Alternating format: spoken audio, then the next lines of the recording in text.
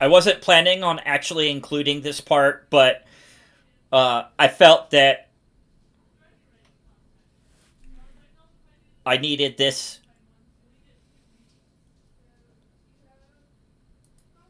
Okay.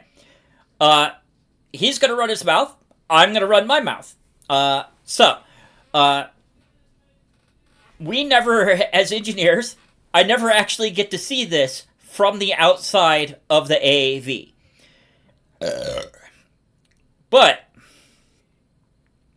having done plenty of these minefield breaching exercises, uh, it is both fun and tedious for us engineers. Now, this thing is entirely intended to be launched out, stretched out, and detonated in a minefield or any other obstruction that we need to be cleared. Um, that said, sometimes it gets used for other things. 29 Palms, there's a training range where Alpha Company, Bravo Company, and Charlie Company take one of these, unload it from the tub, and line it up in Alpha, Bravo, or Charlie shape on a cliff mountainside and detonate it so that we can leave our mark. So you know who the last company was that trained on that range. They and this isn't unique to California engineers. Even the engineers that come from the East Coast to train in 29 Palms do the same thing. It is sort of a bragging rights thing. Leave your mark. Uh,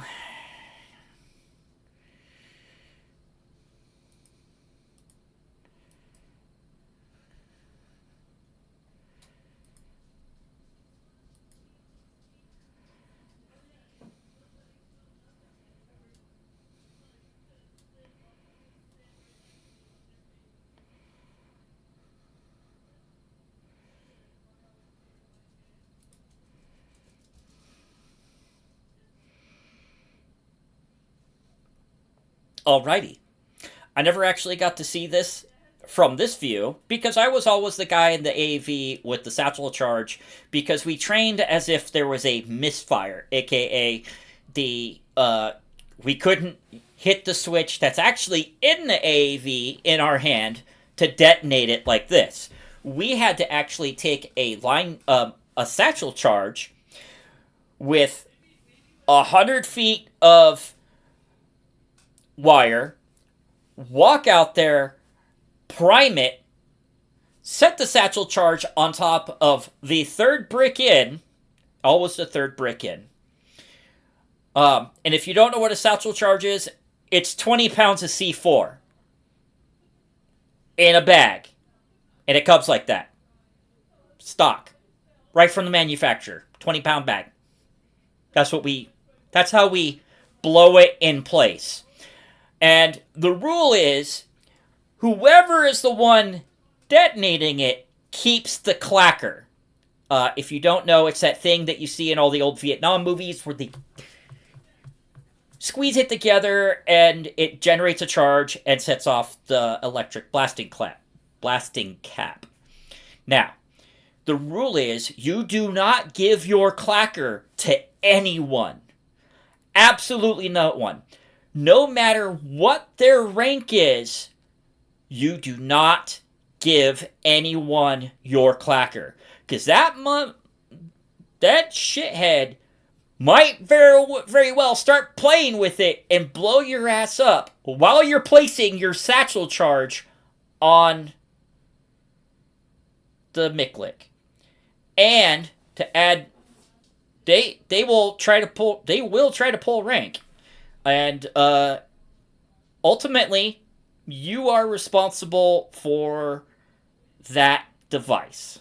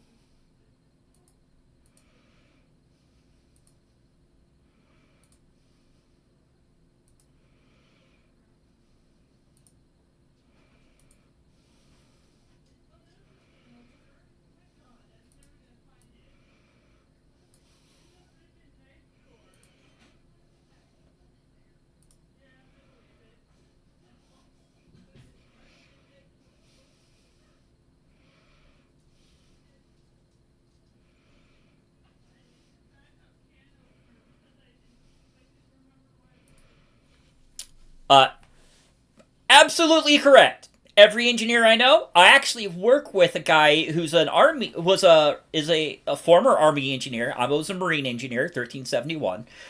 Um, there's a reason why I don't help my daughter with her math, and it's because I make the joke that the I'm like, oh, why are you using X and Y? It should be P. And when they say why P, I'm like, because P equals plenty. Yeah, I'm not allowed to help my kids do math.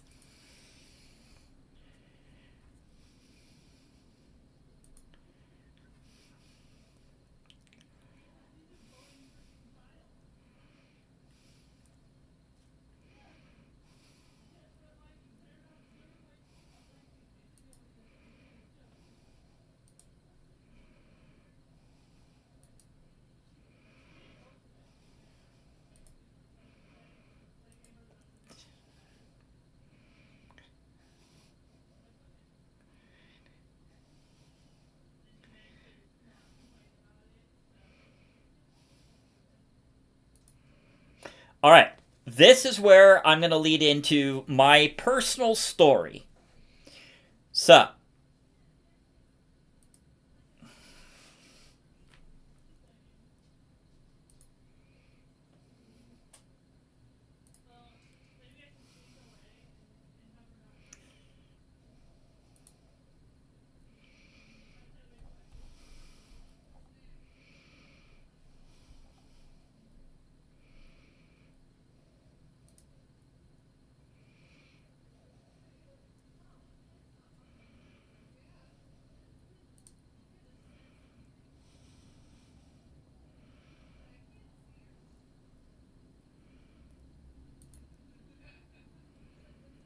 alrighty.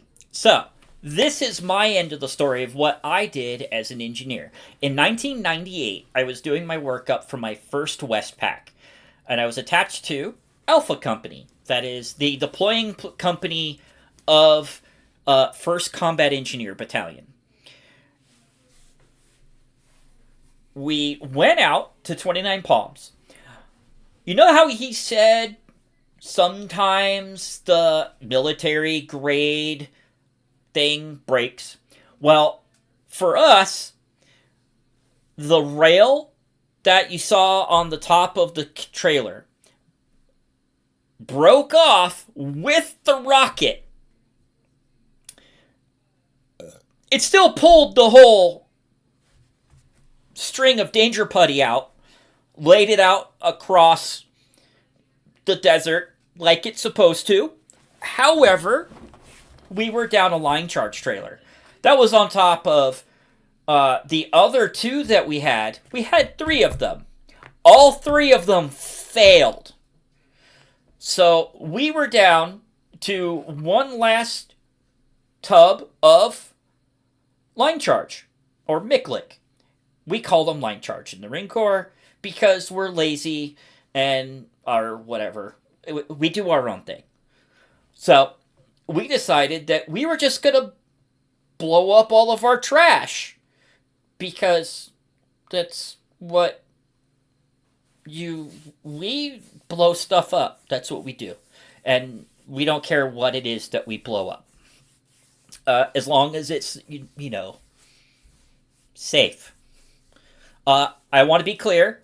I qualified as a trained professional when this was detonated. So those are my squad mates. I took the picture, and I'm going to prove that in a minute. So over here in the comments, I have one of my college buddies who I told this story to. He's a school teacher, and he uses it as a physics lesson for his friends, for his classes. He will mention that he has indeed seen what it takes to make a mushroom cloud. And these are various members of my platoon who were there.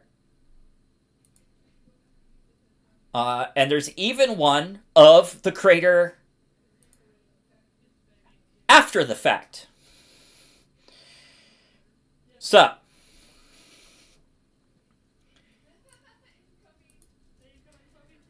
Now the fun part of the story. We were doing a night fire. So we had various explosives that we were detonating for various effects. It was training. Training. We were training. We were also giant children playing with danger putty. Because that's what Marines are. Giant children. Go ahead and call one that. I dare you. Good luck. Good luck on walking away without a black eye. Now, so we did things. We did a fugas. So we took a barrel of diesel, put styrofoam in it, and made that fake napalm. We called it a fugas. I don't know what the acronym stands for, but it's probably something I can't repeat on YouTube. We also turned shape charges upside down. We put a tank hatch because we were still using the old Vietnam era tanks as target practice. So we put a tank hatch on there to see how far it would be launched in the air. It actually just put a hole in it. Like, we made a giant toilet seat out of a tank hatch. And it melted. At the bottom of that, you can see a cradle for shape charge. You're actually supposed to put it so that the flat end side of the shape charge is on that, facing wherever you want the hole to be. And I'm not going to get into the science of shape charges, but if you don't know, just Google it. But shape charges are very complicated math. Never accuse a Marine of being dumb, no matter how dumb they act, because it's all an act. A lot of our MOSs require lots of math. Yes, P does equal plenty, but sometimes you have to know how far away something has to be effective. Now, we have a minimum safe range of 350 yards. Minimum safe range, 350 yards in a trench. So, 350 yards away, we're in a trench at night.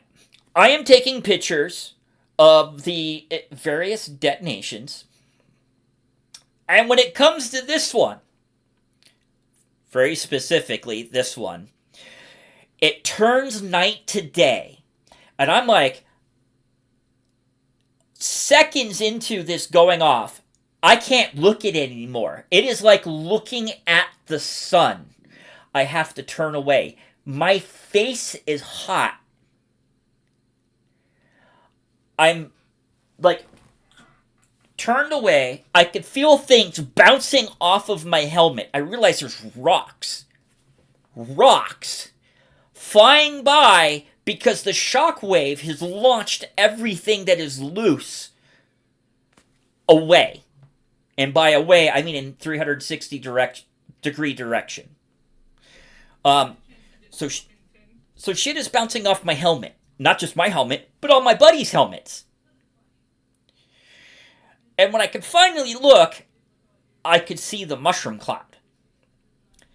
Now, LT was up at the hooch on the radio because we started lighting off fireworks, and the snipers that we were sharing the range with had called us in cold. In layman's terms, that means we're done for the night and we're going to bed. So the snipers were done for the night and going to bed. We were just getting started. So he is trying to explain to the base commander why we're lighting off ordnance after range is cold while ordnance is detonating. And in the comments, he does mention that he did, in fact, not regret the ass chewing that he got from a full bird colonel for this detonation.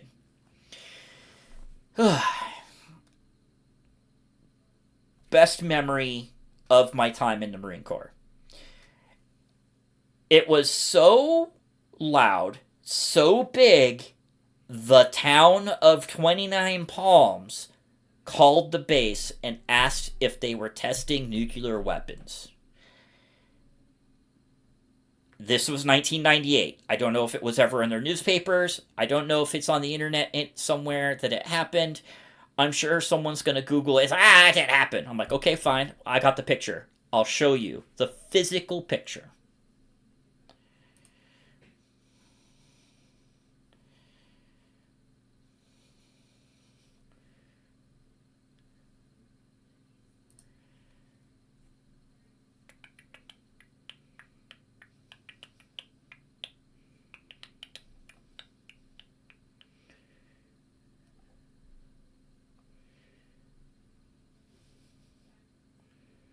Wait, did I just go through all of that?